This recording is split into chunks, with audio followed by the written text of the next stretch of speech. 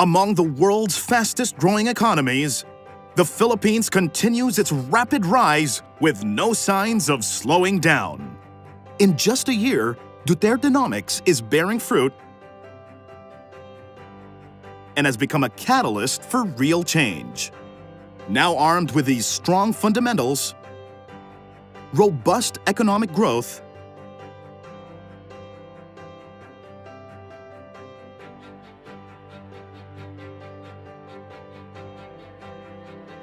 low and stable inflation,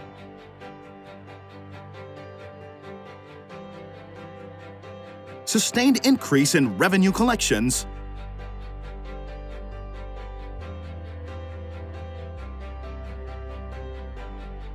declining debt burden, sound external payments position,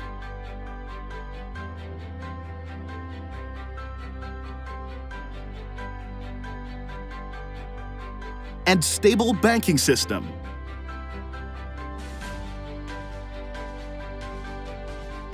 The Philippines stands tall in the league of economies despite rough external headwinds. Heeding the call of the people, the government is working quickly and decisively to translate the good macroeconomic numbers into genuine progress for all Filipinos and to push the economy to an upper middle income status by 2022. Days before assuming office, President Duterte and his cabinet launched the first ever Sulong conference to present the 10-point socio-economic agenda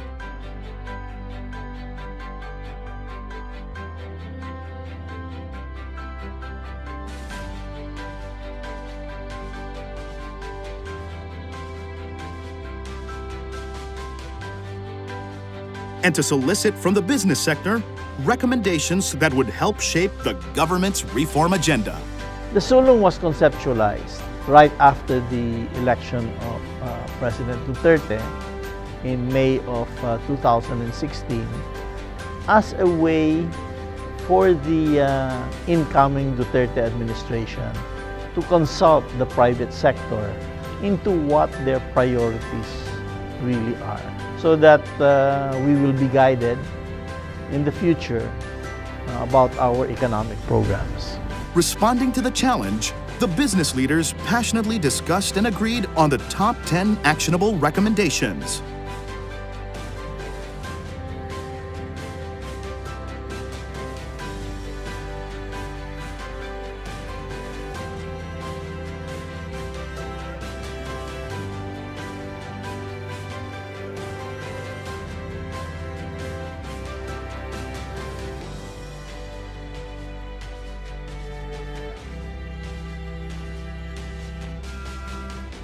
They're serious about removing graft and corruption.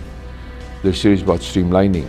I think that gives private sector confidence. We're always there to support. We will be there to give our comments, what we're happy with this government, but they're willing to listen. We can be constructively criticizing for the better of the country. Since then, substantial progress has been made.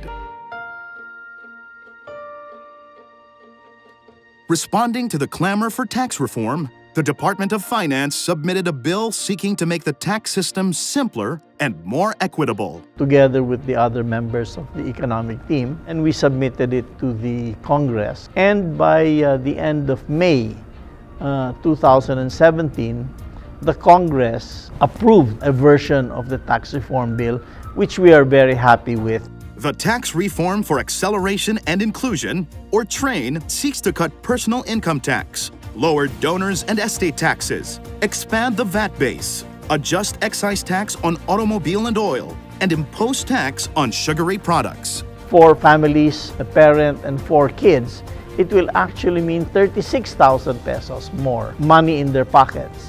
So that's about 3,000 pesos a month more. The bill also includes a provision whereby lower income 10 million families will receive something like 200 pesos a month subsidy.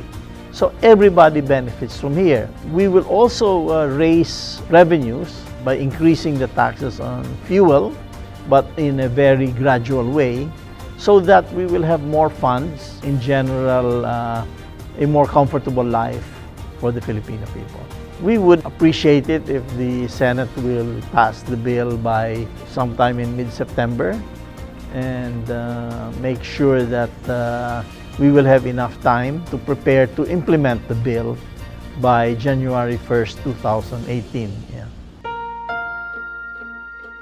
Expected to enhance efficiency of public service delivery is the proposed system for national ID, which will replace all government IDs except passports and driver's license. The ID will contain biometrics data and possibly even carry EMV technology so that state subsidies for certain beneficiaries can be loaded. The national ID system is in Congress now, and I think it's going to be passed within the year. And the President also mentioned that that is an urgent bill to consider.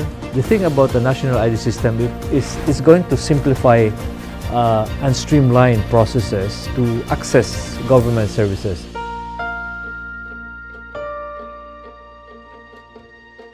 The Philippines is making big strides in ease of doing business. We're happy to note and report also that right early in the first year of President Duterte's administration, we've had strong linkages with the LGUs through the DILG.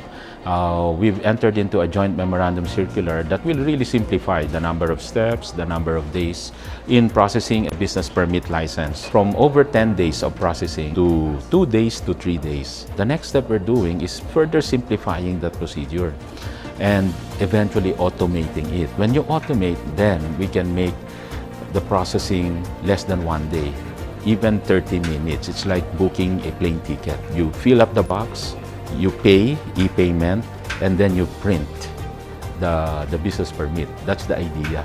We in the Department of Finance established an anti-red tape program. And this anti-red tape not only is for the Bureau of Customs, the Bureau of Internal Revenue, by simplifying the procedures, changing forms, but also includes the ease of doing business. We would like most transactions to be online.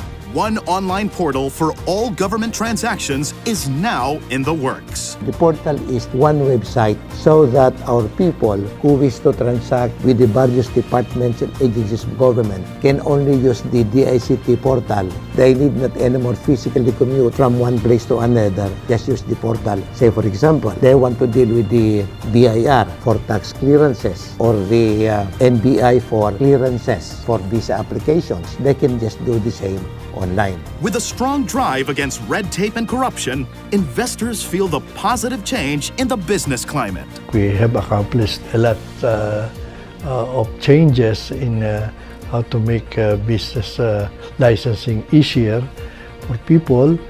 And I think overall, the administration has accomplished a lot already, and we are moving in the right direction.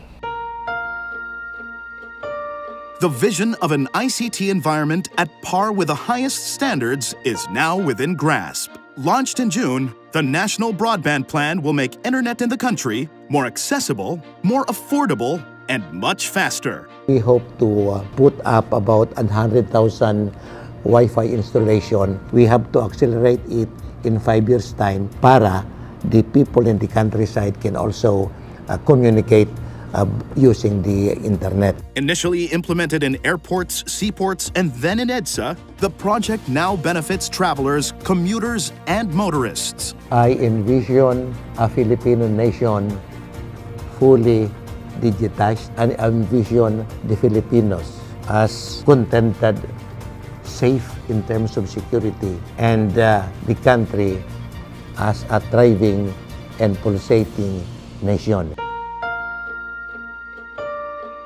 Squarely addressing poverty, the government has intensified support for the farm and fisheries sector. We made an assessment of what should be done with Philippine agriculture and fisheries. Technology, financing, marketing.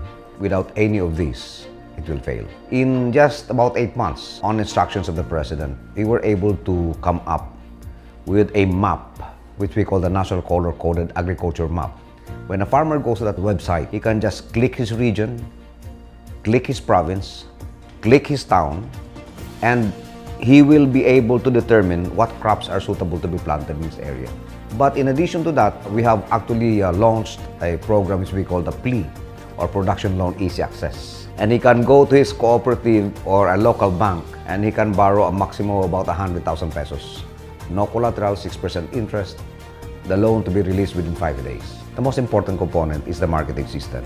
July 28, we will launch the Tienda. We will be able to establish farmers' outlets in key urban areas all over the country, where the farmer can just bring his product and the consumers could go to and be able to buy fresh fish, fresh vegetables, rice at lower price, with less intervention from middlemen and traders. The NEDA board approved in its very first meeting in September 2016 the 10 billion peso Inclusive Partnership for Agricultural Competitiveness Initiative. Thousands have benefited from support services to the farm sector, and farm-to-market roads were built. We want to increase our dairy production by at least 10%. We want to increase our cattle population by about 5 million. We hope to be able to increase the productivity of our rice farmers to be able to supply the rice requirements of the country and even more. We want to end garlic and onion importation. And most of all, at the end of the term of the president, we hope to be able to cut by half the poverty incidence in the agriculture and fisheries sector. Standards are being raised for responsible mining so that Filipinos, more so the poor, can generate income out of the country's mineral resources while requiring mining firms to strictly observe environmental laws. With the emphasis of the President Yordisono on mining, we are already instructed to make some adjustments. So this is a balancing act that we will do. If you extract minerals, you have to cover it immediately. If you get already the minerals that you wanted, you return it and restore it, rehabilitate it. And if you can do that, and that's the responsible mining. This is really a portion of our program of making sure that responsible mining really is followed by the mining companies. You have to pay the taxes out of your profit taken from mining. Consistent with a goal of sustainable, faster, and more inclusive economic growth, the government is upgrading the country's industries while strengthening linkages to domestic and global value chains. Because 99.6% of our enterprises are MSME, we should devote a lot more focus on MSME and especially on the area of financing if we want to really see the trickle-down effect of the economy. We are promoting smarter entrepreneurs, smarter business sector, and that's the key point in our industrialization strategy. We have to give focus and special assistance to the 99.6% of the entrepreneurship population, and that's the micro SME. Just for the Duterte administration alone, we now have 514 negosyo centers that's providing all these trainings and seminars for free. Just for this year alone, 520,000 clients, what we call them, or mga walk-ins na pumupunta sa negosyo centers. DOLE is trying hard to train workers in this industry. The Job Start program of the Department of Labor. This is where we contribute to our employers. 8 out of 10 of our trainees get employed by the employers. Heavy traffic, slow mobility, and poor connectivity. These are some of the Filipinos' top complaints, which are now being addressed with a sense of urgency. Early in the administration, major milestones have already been achieved.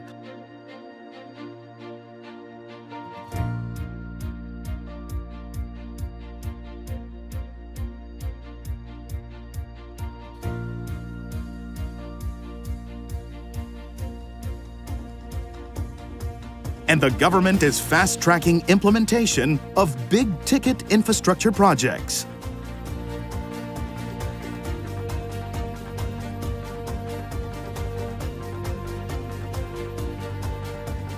All these initiatives will drastically improve mobility and connectivity and disperse economic opportunities all over the country. We have a program, it's called Build, Build, Build. Actually, we've started many projects that we feel will solve in the long term are infrastructure shortages. The groundwork has been laid down. So in terms of connectivity, productivity, quality of life, we see significant improvement in the next few years.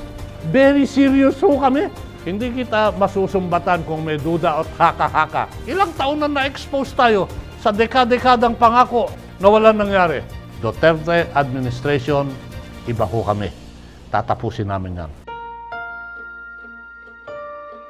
A major tool for poverty reduction is the Conditional Cash Transfer Program. To ensure effectiveness, the DSWD has conducted a thorough review of its implementation. The proposed national ID system will ensure only rightful recipients will enjoy CCT benefits.